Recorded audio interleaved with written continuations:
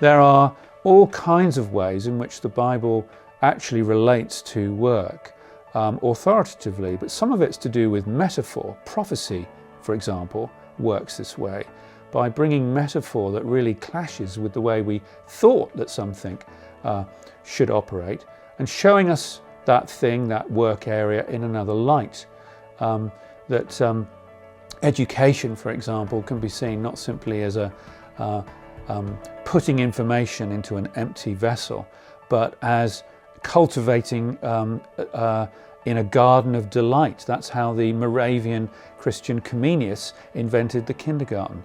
So Scripture can actually powerfully affect the way we understand the world through the metaphors it uses, through its language, through the wisdom literature and its acute observation of human experience, as well as through the detailed wisdom that we find in the Old Testament law and in the New Testament epistles. All of that material is instructive. Before we get into the practical applications, I'd like to share a few more comments about foundational principles of education. Noah Webster was one of the founding fathers of the United States. In fact, he was called the schoolmaster of the Republic. He was the author of the American Dictionary of the English Language, and that was published in 1828. It took him actually 26 years to complete that dictionary, and he finished it at the age of 70. Now, before Webster's dictionary, Americans spelled words in different ways, and they pronounced words in different ways, and it was really Noah Webster who standardized American English.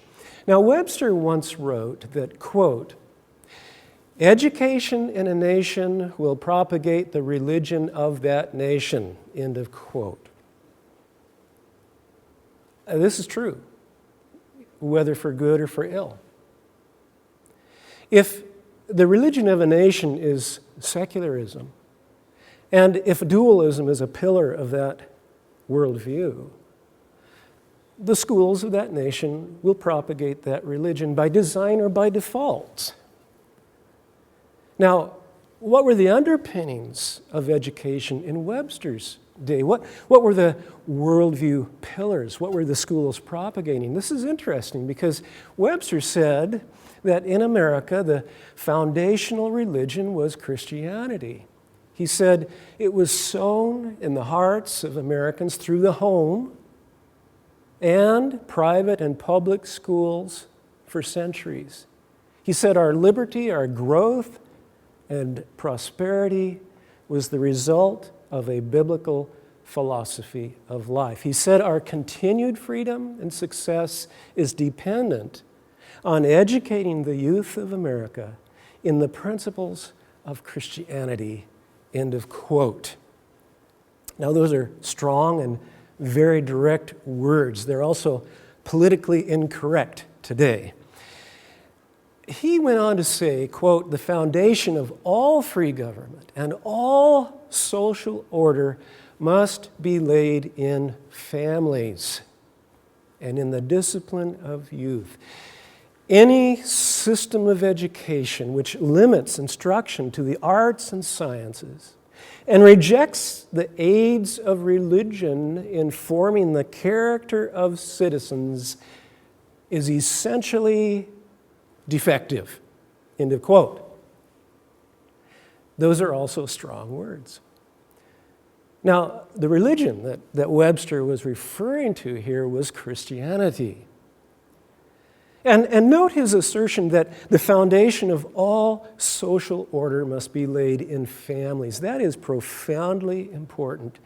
Parents are the first and foremost educators.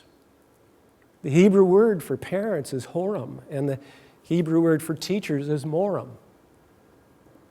Both words sound the same, and both words mean the same. They both mean to instruct or to teach.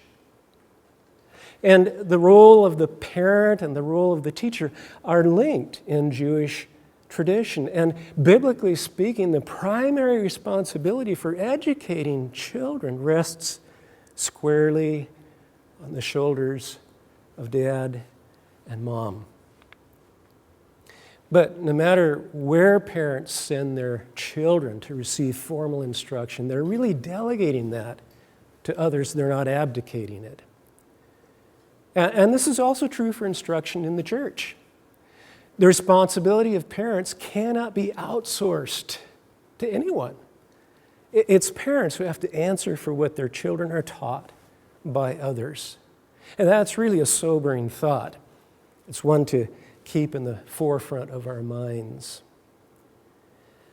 I also want to underscore Webster's assertion that any form of education which does not develop character is, quote, essentially defective. Yes, education deals with academics, but the foundation upon which all academic skills and abilities are built, the foundation is virtue. And think about it, knowledge apart from virtue is vanity. And worse than that, imparting knowledge to those who are void of virtue is really a violation of good sense. As someone aptly said, the world already has enough educated fools. And if you've ever had your computer hard drive crash as the result of some brilliantly designed virus, you know what I'm talking about. Now, I don't want to imply that academics are of little value, and I don't want to imply that the transfer of information is not important. It certainly is. But for many educators, schooling has been reduced to that. It's been reduced to a transfer of information, or it's been reduced to the development of certain mental skills. But the fact is, that's only half the job. And to neglect the formation of virtue, to neglect the development of character in students, that's to shoot ourselves in the foot. Webster said, quote, "The education of youth must be watched with the most scrupulous attention. Education," he says, "in a great measure forms the moral characters of men, and morals are the basis of government," end of quote. So, we all have a stake in the education of the next generation. And, you know, in an atmosphere where virtue is the foundation for the arts and science, it's really remarkable how much knowledge can actually be transferred. And in an environment where students have character, not only can the teacher accomplish a great deal of teaching, but the students can accomplish a great deal of learning. And the morals that Webster talked about it being the basis of government were biblically based morals. He said the Bible is, quote, "that book which the benevolent Creator has furnished for the express purpose of guiding human reason in the path of safety." He said it's the only book which can remedy or essentially mitigate the evils of a licentious world. He said, quote, "education is useless without the Bible," and he didn't mince words. Now, he understood that theology provides the engine for learning. And he understood that the Bible is the source of theology. And that dualism that Darrell Miller and Scott Allen talked about divorces the Bible from the rest of knowledge. But the fact is, we really don't know anything as we ought to know it apart from seeing it in the context of Scripture. And so we want to talk about what contextualization really means. And before we do that, in the next session, I want to address the issue of what I call the missing curriculum. It was once standard fare in Western schools, but it's largely disappeared from Christian schools as well. And it's a driver that I believe we need to restore. And we'd like to enlist your help in restoring that missing curriculum. And what I'm referring to is the theology of work. And we'll talk about that next.